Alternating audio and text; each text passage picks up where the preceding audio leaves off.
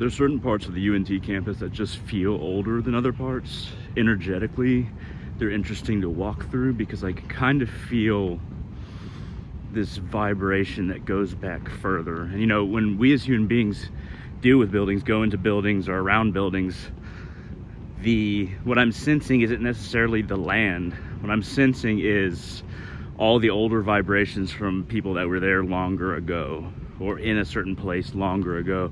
Now, if you go back far enough, it's like Native American time when all this, you know, there was various tribes coming through this area. Those would be much more faint vibrations. But going back 30, 40, 50 years, it's easier to sense that age than further back. So this is the area that I was talking about, that I like walking through.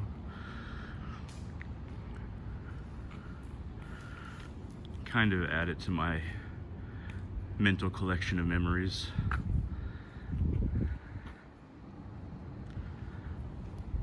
Much older spot here, right around the music buildings. And these buildings, the brickwork is obviously older than some of the newer parts of campus. And especially since a lot of vibration with that path, a lot of 30, 40 years ago vibration. And then also this little area right here. So this little area, I can kind of sense the vibration, you know, with my body, with how that feels, but also kind of with my eyes, I can survey it and feel that older. And I think that it's kind of interesting, and I like sensing it because it's from a different time and from people that thought a little bit differently, and it feels like an older vibration is the best way I can describe it. But this area right here, and you can tell by the brickwork, but you can also tell by air conditioning units. But areas like this, they might not seem very interesting. Like they might be overlooked. There's not a whole lot of things to catch people's attention or their view, or really reasons to hang around. There's not like a water fountain, there's not like a little shop or anything. But this area has been, you know, well-traveled path, and a kind of human beings looking out these windows, thinking various things, also instills vibration. People looking this way and people looking that way, that all adds to the vibration of an area, kind of like a cross section here.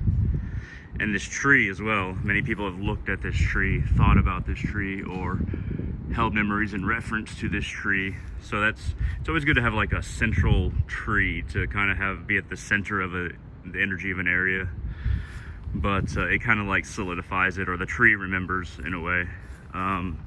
It remembers in a way that it was not like human memory, but it does remember in its own way. But yeah, this is a little area that I like to walk through and just sense the vibration and how it feels.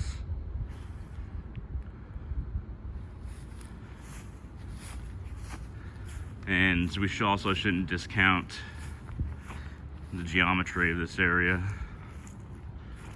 This feels like the center of a room because of that corner and kind of where this passageway is pinched. I guess this would be the central tree of this little area. But yeah, I thought I'd just share that with y'all. And yeah, thanks for watching.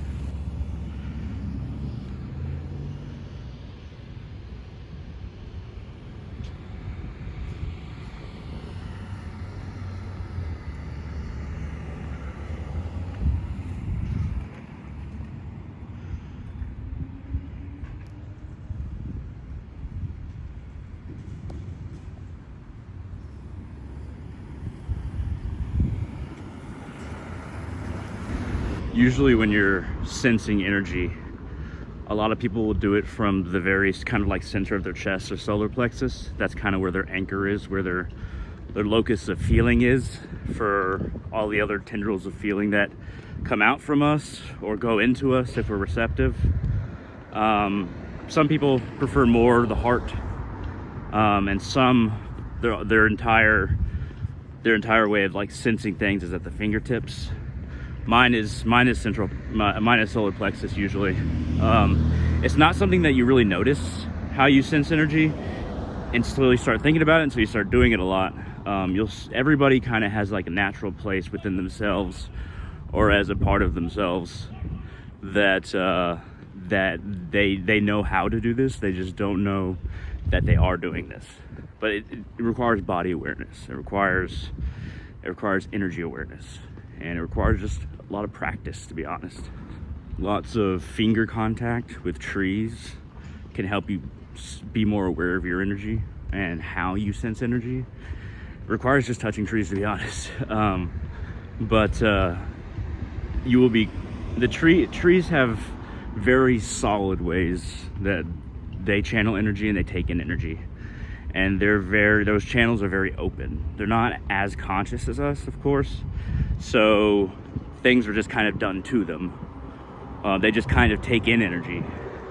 It's more a part of their instinct, their plant instinct, and they send out energy. They'll help another tree if it's nearby and it needs nutrients. If it for some reason lost all its branches where it can't take in sunlight, or if its roots have been chopped, then trees in the area will help that tree. But if these are open channels, they're just naturally open. For us to be more aware of those channels, we can touch trees, hug trees, and we'll start to be aware of the channels in them, and so the channels in us, that we can actually consciously manipulate, take in, and send out energy. So one of the reasons it's so important to learn how to kind of cut off those channels, not necessarily cut off, but to protect yourself against taking in energy that you don't want, is there's a lot of people who are just naturally open. They'll be perceived as a kind person, a very receptive person, very communicative person, and a lot of those people naturally just have their kind of the energy holes in their body, their energetic holes kind of open and just allowing energy in, and it can be a little much. It can overwhelm them. It won't always show in the personality when somebody leaves their energy channels open, or when they leave these open, but a lot of the time it will have a direct translation of personality and to the way that you deal with people, the way that you communicate. You probably know people that are like very open, but sometimes people that are very closed off, sometimes their energy channels are open, they're taking in energy and they don't know how to close them, so they naturally make their personality more subtle, they might be more closed off where they don't want to talk to people as much, or they won't be as you could say energetic or flamboyant in communicating, but their channels are still open. Both opposites to the extreme are possible for open channels, and everything in between. It's good to start with that. For instance, like me with my solar plexus, start there and kind of just feel a ball of energy there, visualize it, if you will, and you'll start to sense it. You'll start to sense it there at your solar plexus, and then kind of extend the tendrils out with feeling, not necessarily with some kind of physical motion, but with feeling. Extend those tendrils out from your center, and then visualize, and with feeling, and then turn those tendrils around and bring them back in. Now that bringing back in feeling is the feeling that you need to do to close off your energy channels, to stop from taking in energy that you don't want, or if somebody's energetically attacking you, which isn't as common as people say. They might do it by accident, that's more common, and so it's less severe. But if you can visualize those tendrils coming out from your center, and then the feeling that you get when you're visualizing and feeling them coming back in, you can do that at each of your limbs, or you can replicate that feeling in your solar plexus and create kind of like a little hardened ball of energy at your center that can't be assailed by other people's energy.